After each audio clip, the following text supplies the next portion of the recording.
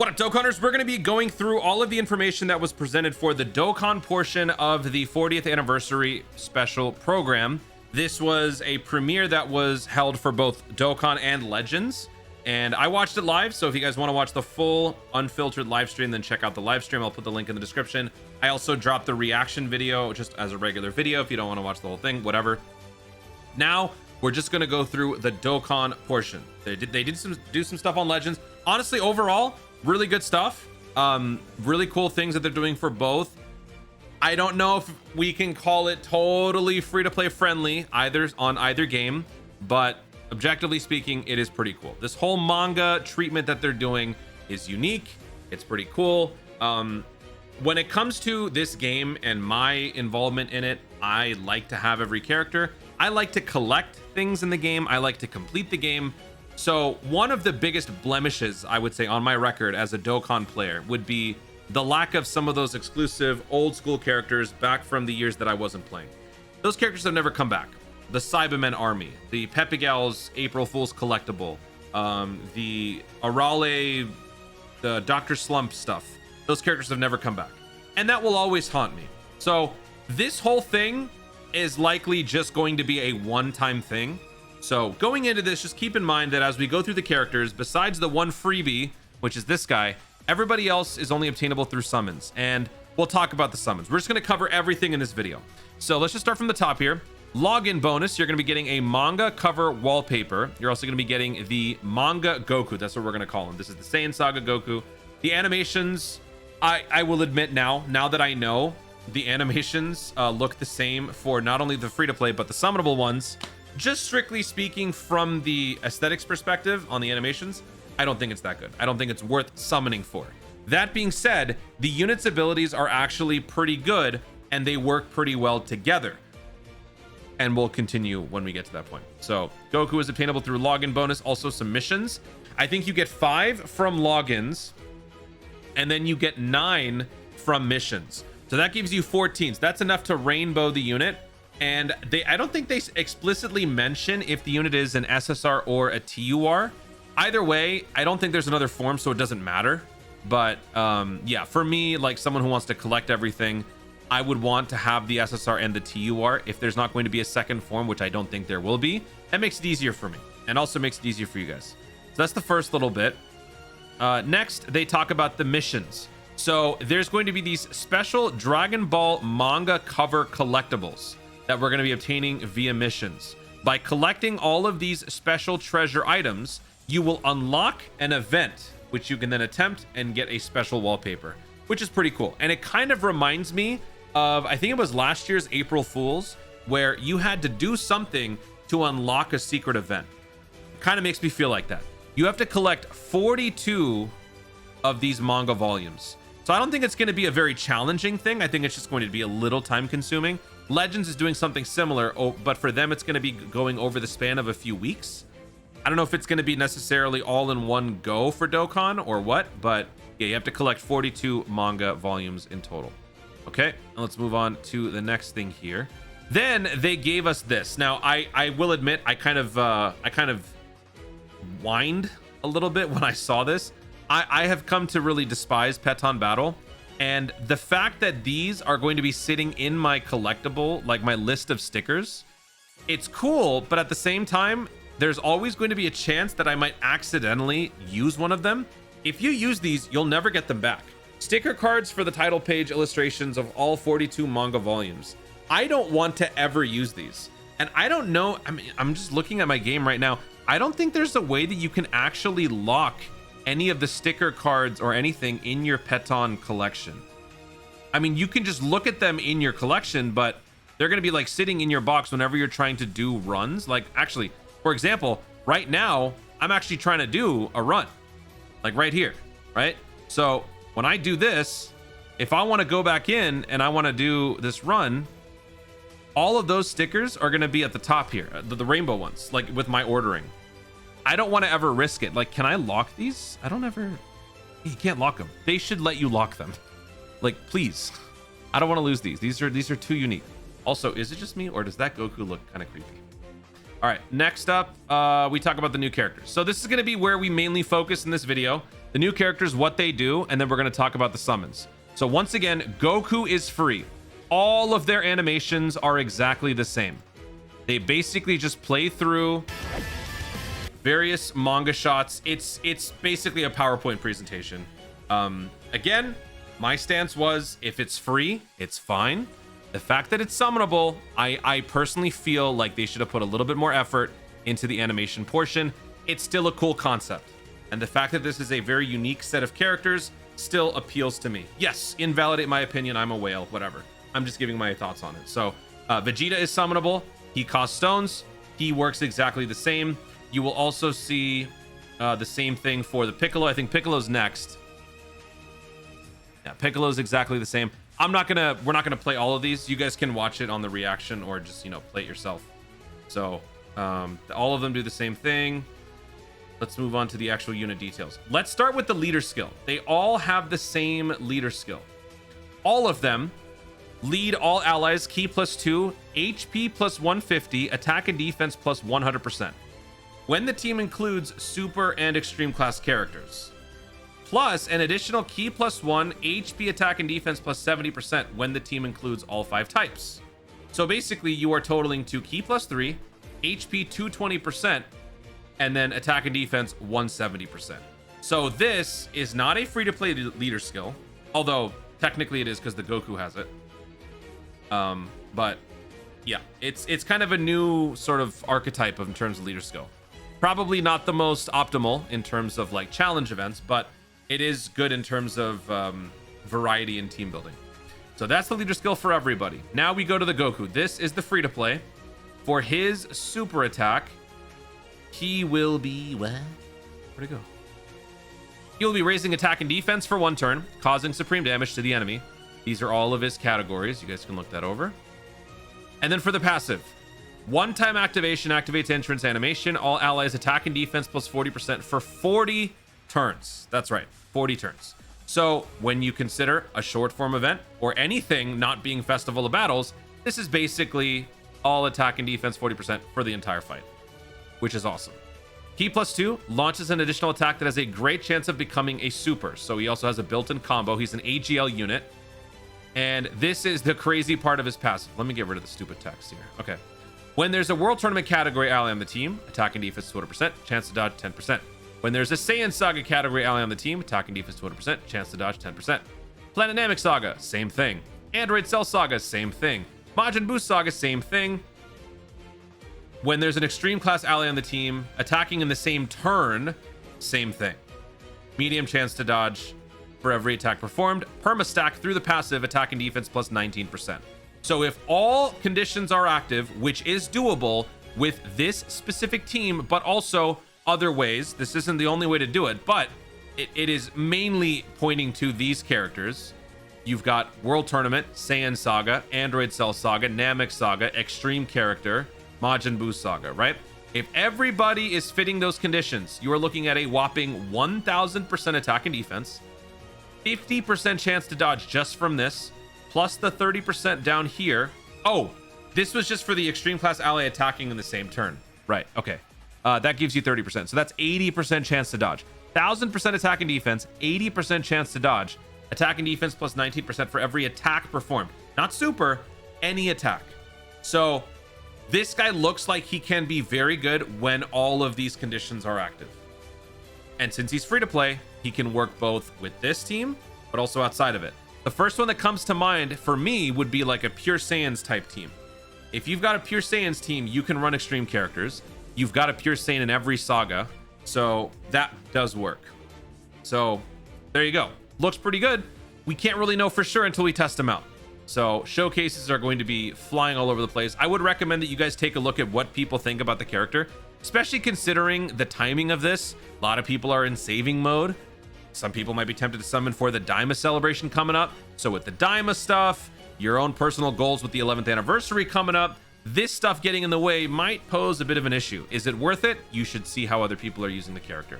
That is it for the free-to-play Goku. Moving on to all of the other guys. All of these are summonable. So let's continue and talk about those. Here is Piccolo. Piccolo is a defensive specialist, raises defense multiplicatively for 3 turns, causes supreme damage. He also provides the 40% attack and defense support for 40 turns for all allies. He activates entrance animation when there's a world tournament category enemy or another world tournament category ally on the team at the start of the character's attacking turn, or when Goku is an enemy or on the team at the start of the character's attacking turn. You can see that there are various ways to do this, but again, the easiest solution would be to have the entire manga team. That's what we're going to call it. It's the manga team. Attack and defense plus 150, damage reduction 40%, all allies attack and defense plus 40%. Both of these things are for 40 turns. So while we were going through this, a lot of us were thinking Festival of Battles because this unit also has the like permastack and the passive. The thing about it though is you will lose a lot of your synergy after 40 turns. Festival of Battles tends to go 50, maybe 60 turns, and that too with a 220% type team. With a team constructed like this, where the stats are on the lower side, more like 170, chances are 40 turns is probably going to get you to like maybe Super Saiyan 4 Goku, which is like the start of phase 3, where you have 3 charges per turn. That is going to be a big issue. So I wouldn't necessarily consider these units a must run for Festival of Battles. They could be an option, but I wouldn't just think of it that way. Basic effects: key plus 2 attack and defense plus 100%, damage reduction 20%. When there's an enemy or ally whose name includes Goku, it launches an additional super attack. When receiving an attack, attack and defense plus 150. When facing only one enemy, pseudo critical, which is good since he's extreme physical. For every attack received, attack and defense plus 16% permanently. So again, he gets perma stacks. He has damage reduction. He has more damage reduction. He gets extra defense, and he multiplicatively raises defense. So he might be someone that you're potentially putting in the slot 1, or maybe even just in the slot 2 after the fact. But that's sort of what his role is. Durability. Next, Vegeta. Vegeta, for his super, greatly raises defense for 1 turn, causes supreme damage, greatly lowers attack, sort of accomplishing that pseudo damage reduction sort of phenomenon. And then we go to his passive. When there is a World Tournament or Saiyan Saga category enemy or a World Tournament or Saiyan Saga category ally on the team self-excluded at the start of the character's attacking turn, attack and defense plus 150, chance to crit plus 40%, all allies, again, attack and defense plus 40% for 40 turns. Key plus 2 attack and defense plus 200%, 30% chance for a crit, launches an additional super attack guaranteed. This is an extreme STR, by the way. When there's an enemy or ally whose name includes Goku, guaranteed guard. When attacking with 12 or more key, attack and defense plus 100%. When receiving a super attack, 1 time only, damage reduction 40%. Attack and defense, oops. I'll show you. I'm listening to a lot of My Hero Academia music. It's too good. Anyway, attack and defense plus 100% when receiving a super. Whenever guard is activated, attack and defense plus 19%. 19% when guard is activated. So that means this guy could potentially be a slot 1 positioned unit, but he is also kind of defensive. It just sucks that he only has 40% for 1 super attack. Why would they do that? Just a one-time thing. That seems kind of stupid. All right, that's the Vegeta. Not too impressed yet. I'm still more impressed with the Goku. Next, we got Frieza, greatly raised attack for 1 turn, cause supreme damage to the enemy, and seals super attack. Okay. Activates entrance animation when there's a Saiyan Saga or Planet Namek Saga category enemy or a Saiyan Saga or Planet Namek Saga category ally on the team. Self-excluded at the start of the character's attacking turn. 1 time only, permanent activation, attack and defense plus 150. Chance to dodge 40%. This guy's extreme int, by the way. Chance to dodge plus 40%. All allies attack and defense plus 40% for 40 turns. Key plus 2 attack and defense plus 200%. Medium chance to dodge. So for 40 turns, you actually have a 70% chance to dodge, and then some since you're int. When there's an enemy or ally whose name includes Goku, chance to dodge plus an additional 10% and 10% damage reduction. Before receiving an attack within the turn, guaranteed crit, damage reduction 40%. So this is an interesting build because you don't want this unit to get hit. Before he gets hit, meaning if his dodges are all successful, he has a guaranteed crit. So not putting him in the slot 1 actually secures the critical for the turn, which is an interesting way to kind of look at the character. But you're more often than not going to put him in that slot 1. After dodging an attack, launches 2 additional super attacks. Yeah. Attack and defense plus 100%. For every attack evaded, attack and defense plus 26%. This guy looks pretty promising, and I think he's going to be very good. So he is, I think, probably my second favorite after the Goku, just because how impressive the Goku can look with all the conditions active. Although this guy might be better. But yeah, Frieza looks pretty good. And then we move on to Gohan. I think I liked Gohan the most. Gohan is super tech. This guy greatly raises attack and defense for 1 turn, causes supreme damage to the enemy. Activates entrance animation when there's a Planet Namek Saga or Android Cell Saga category enemy, or Planet Namek Saga or Android Cell Saga category ally on the team, self-excluded. At the start of the character's attacking turn, attack and defense plus 150. Changes AGL, key spheres to tech, and all allies attack and defense plus 40% for 40 turns. Key plus 2, attack and defense plus 200%. High chance to perform a crit when there's an ally whose name includes Goku. Changes STR to tech, so now you have double orb changing. For every key sphere obtained, attack and defense plus 10%. It's funny how he's super tech, he's Super Saiyan 2 Gohan, and he's got some similar abilities to that Bojack LR tech Gohan that we just had an EZA for. So he's already got a nuking passive. With 5 or more key spheres obtained, he gets 20% damage reduction. Launches an additional attack that has a 70% chance of becoming a super. With 8 or more key spheres obtained, damage reduction 30%. Guaranteed additional super attack. And on top of all of that, 35% attack and defense from a stack for every super attack performed. This guy to me looks the best. Maybe it's because of his more simplified design, but then again, I also like stacking. Someone asked me on my live stream recently, what's your favorite mechanic in Dokkan? For me, it's stacking. I'm old-fashioned. I like the stacking meta. So that is the Gohan. And then last but not least, we got Fat. This guy's Extreme AGL. Activates entrance animation when there's an Android Cell Saga or Majin Buu Saga or Android Cell Saga. Enemy or ally, you know how it goes. Attack and defense plus 150. Launches an additional super attack and all allies attack and defense 40% for 40 turns. Key plus 2 attack and defense plus 100%. High chance to dodge. Recovers HP with sweets. This kind of stinks because this is not really something you get a whole lot of mileage on outside of Halloween stuff, but it's also Fat Buu, so it makes sense. When there's an enemy whose name includes Goku, attack and defense. Nope, I made that up. High chance to crit, damage reduction 40%. So he's got 50% chance to dodge, 50% chance to crit, and a combo. When attacking with 12 or more key, attack and defense plus 100%. And then he has a chance to get even more powerful, 70% chance for attack plus 150, high chance or 50% chance for attack plus 150. For every attack received or evaded, defense plus 39% permanently. And what did this guy do again? No, I kind of forgot.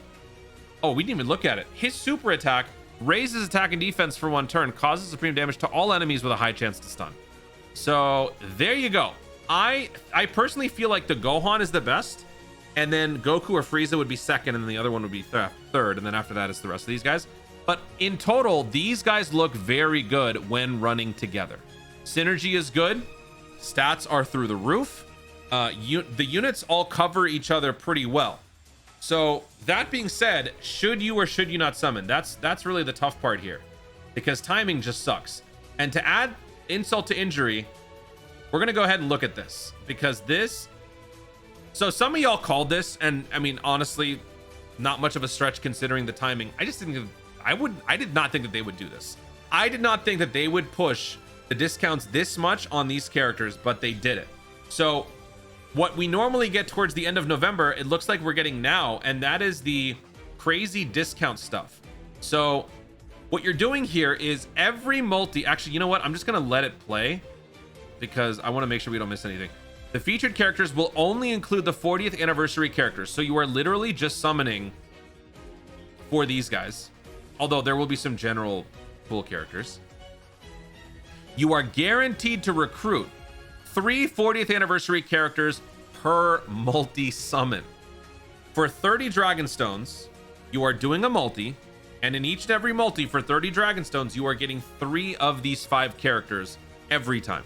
So this is something that we've seen on Heroes countless times, and this is one of the reasons why Heroes is able to create such a demand for people.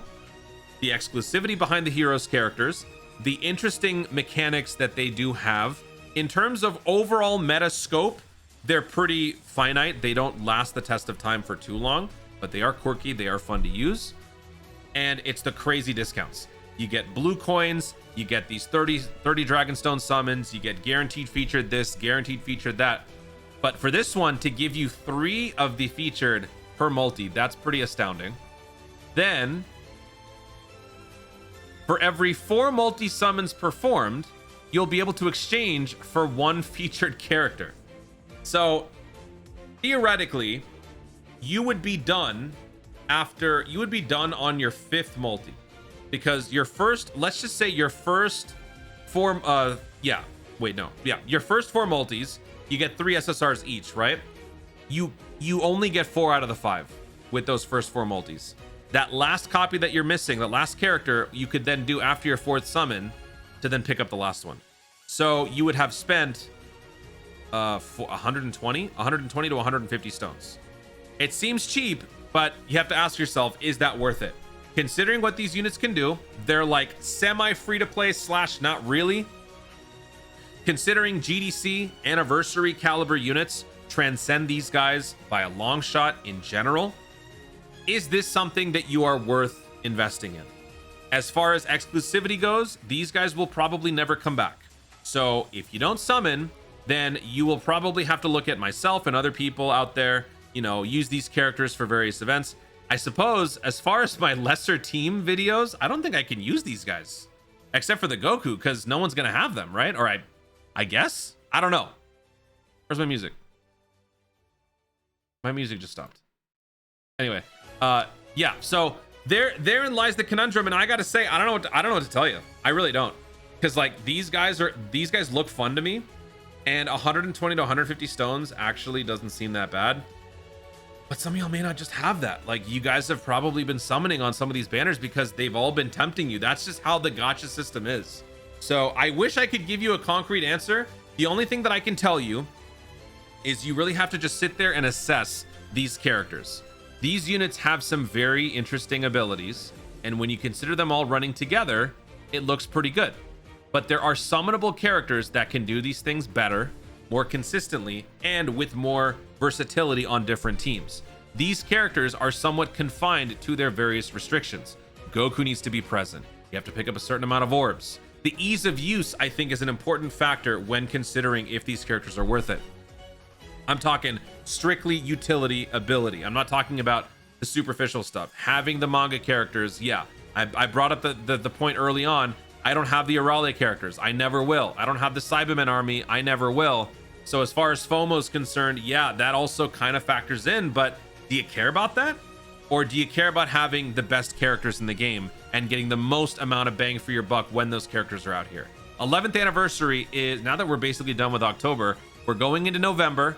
So that basically means 3 months, November, December, January, 3 months. In 3 months, we are in the 11th anniversary. Nobody's going to be talking about this when we get to the 11th anniversary. It's right now. It's the impulse buying that's kicking in. Do you want to get these guys right now and live in the moment, or do you want to look ahead, plan ahead for greener pastures? The choice is yours. Also, please watch various showcases. Don't just watch mine. I will be doing showcases on these characters to see how they are, but watch other people, see how they use the character, see how other people in general are using the character. That might also help you in determining whether or not it's worth it. Goku alone is free. Maybe that gives you your itch, your fix.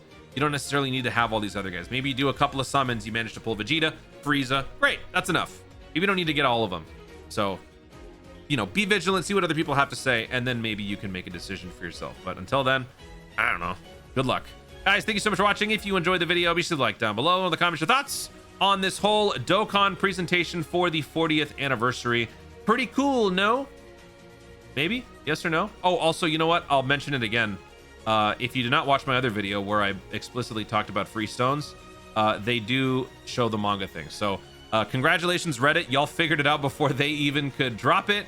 Manga gives you 10 free stones, 200 free CC. So get on it. Go to the web store and make sure your game is connected. I know that in some regions you can't do it. I don't know, and I'm sorry. I don't have like support on all that stuff, but I'm just, for those who can do it, get it done. Thank you so much for watching. If you enjoyed the video, be sure to like down below in the comments your thoughts on all of these pseudo, summonable manga characters. Which ones look appealing to you? To me, the Frieza and the Gohan look pretty good. Are you going to be summoning for these guys? How much are you going to go? What are your thoughts on those people who are struggling to decide if it's worth pursuing these characters? Do you agree with my takes? Do you disagree? Feel free to help out in the comments down below. Also, be sure to subscribe for more dope content in the future and click the notification bell so that you'll let YouTube know you want to see more of my stuff to it. Also, just like to apologize if I mumbled, if I made a lot of extra mistakes in this video. I am coming off of very little sleep. We had a historic 18-inning game in the World Series. I was up in downtown LA till like 3 in the morning. Then I had to get up 2 hours later to make a video and then stream. So I'm kind of dead. Oh, and I got work. So I'm sorry. And I love you. Thank you so much for watching. Stay tuned. Dokkan responsibly, please. Okay, bye.